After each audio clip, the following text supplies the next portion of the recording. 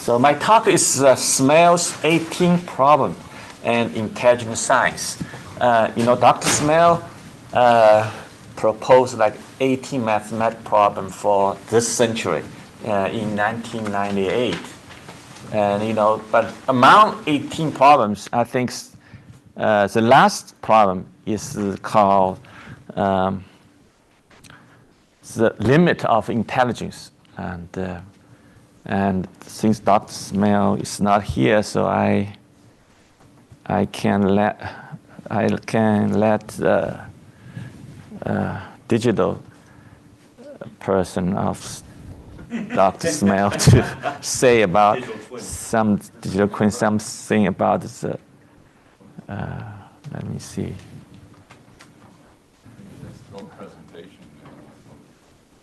Can play. What are the limits of intelligence, both artificial and human? Penrose attempts to show some limitations of artificial intelligence. Involved in his argumentation is the interesting question, is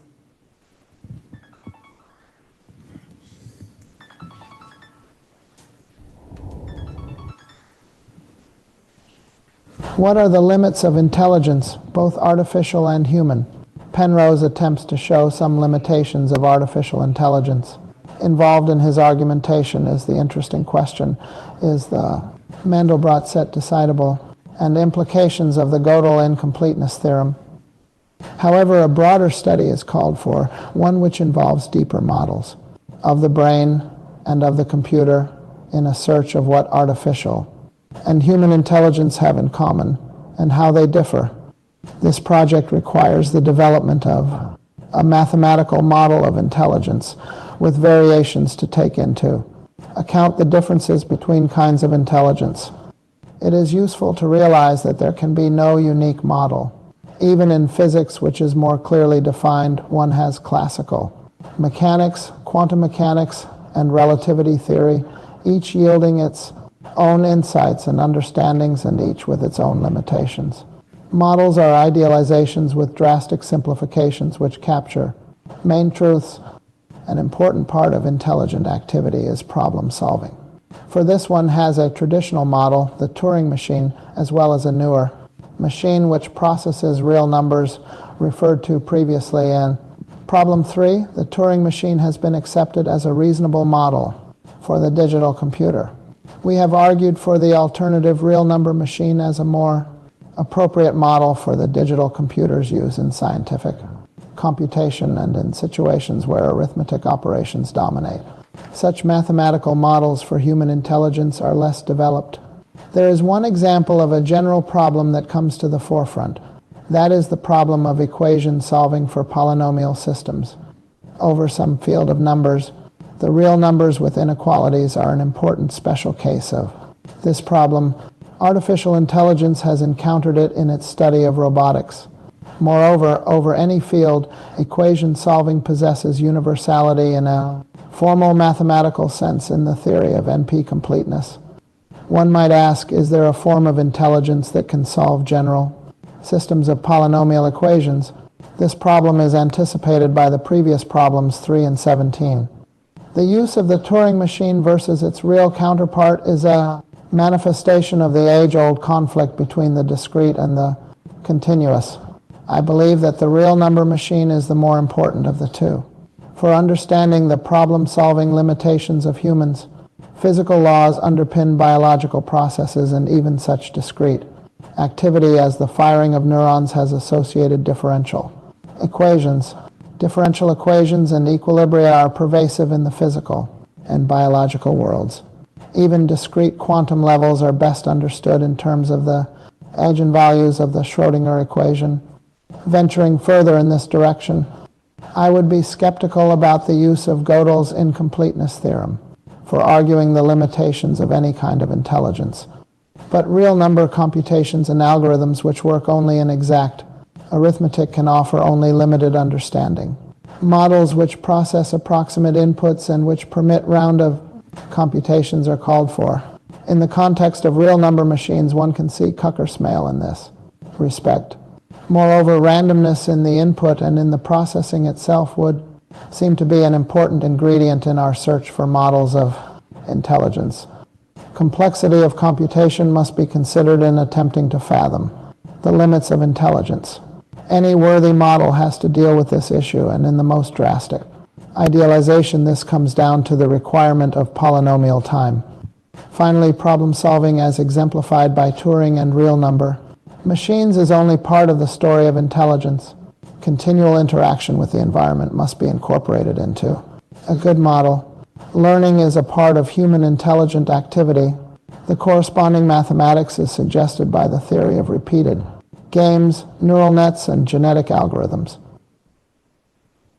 Right. So, unlike a typical math problem, I think that problem, description of that problem is quite long, and they touch a lot of fields like human intelligence, machine intelligence, different models for the intelligence, and Turing machine, BSS machine, and learning, and problem solving, and the complexity.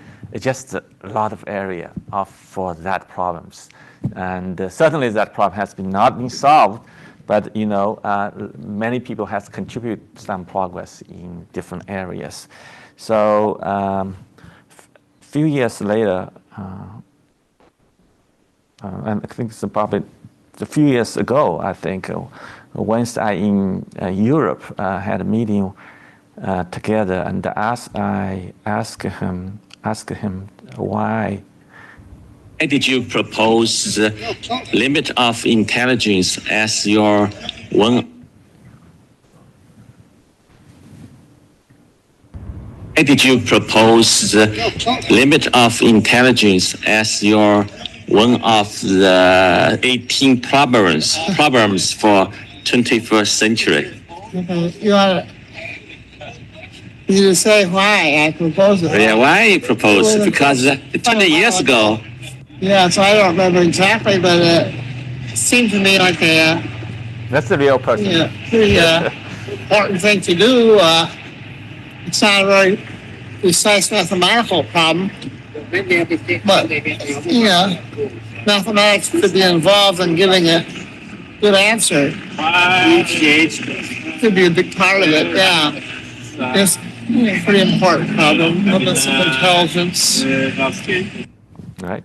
So that's so as we as humans, certainly we're very familiar with human ourselves, and human intelligence has some characteristics, and as is reasoning, abstraction, but and we have emotion, we have creativity, but we are also very constrained by the size of number of neurons, like usually 86 billion neurons in our brain, and so we have limited memory, attention, and also we struggle with a high complexity problem. So we are familiar with probably our self, but actually up to now we still don't have much good models of intelligence, our brain. And although I think McCock and Pitts had a mathematical model of neuron itself, like in 1940. So, but we still are struggling with good models of human intelligence. I think Professor Nancy Capel told that it's a long process really to really have a good models. And Professor Poggio also touched a little bit about the study all these cognitions, and so it's a not easy problem. So it's making progress is difficult for understanding human intelligence. But in the last 20 years, we have been making good progress in the artificial intelligence because we are dealing with machine. We can build it, we can enlarge it, and it's especially with computation power. So a lot of progress, like in AlphaGo, defeating a human player, a Go player, a very astonishing event. 2016, and we have ChatGPT, and we have a lot of people now have been using that as a tool, as a large language model to do a lot of different things for human, and we have AlphaFold, which solve very scientific problems better than a human for protein structure prediction. So in that regards, we also have definition, some kind of definition for intelligence. It's mainly for artificial intelligence, but try to capture also human type of intelligence. So I call because not specific area, but for broad area intelligence. So sometimes we use AGI or universal AI. So I Pei Wang and a scholar in Temple University wrote a paper in 2019, list all these definitions of intelligence, because we don't have really a consensus of a definition of intelligence. So, but he analyzed all these definitions and categorized them into different types, and I list a few of them.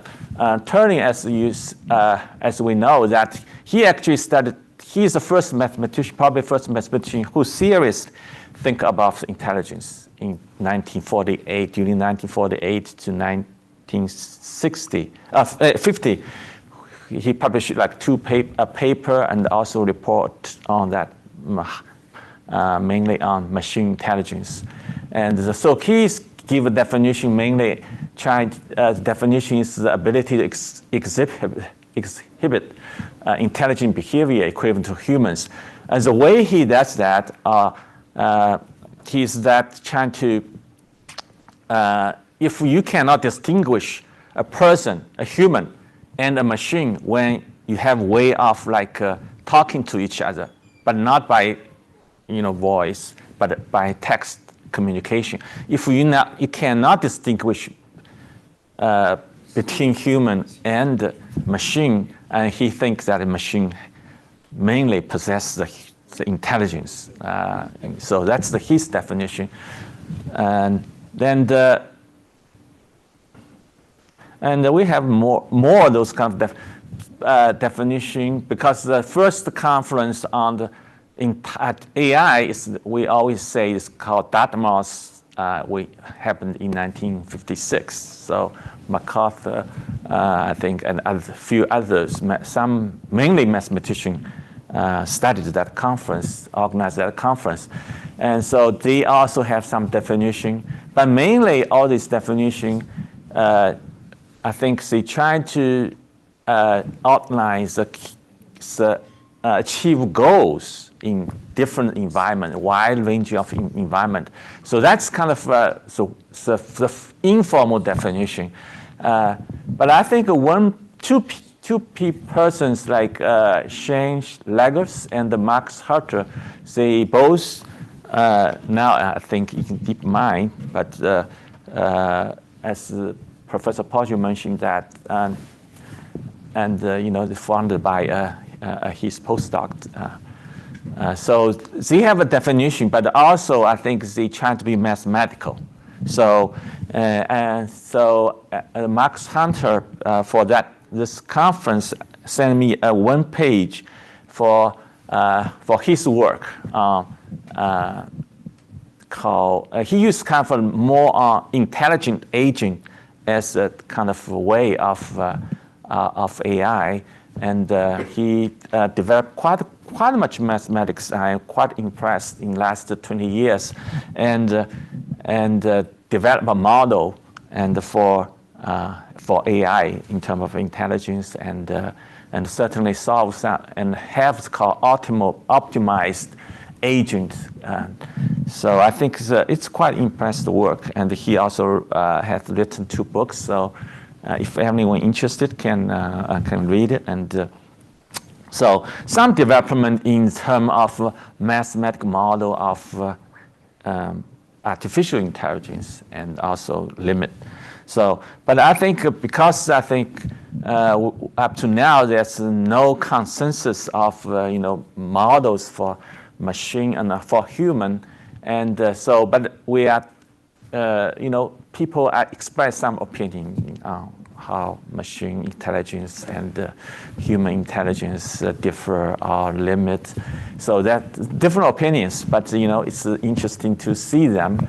Like Jeffrey Hinton and his student Elia, co-founder of OpenAI, said the idea that we are the pinnacle of intelligence is just ridiculous. So they believe that machine intelligence eventually will kind of surpass the humans. And but we also have Yang LeCun, and he expressed that his opinion is that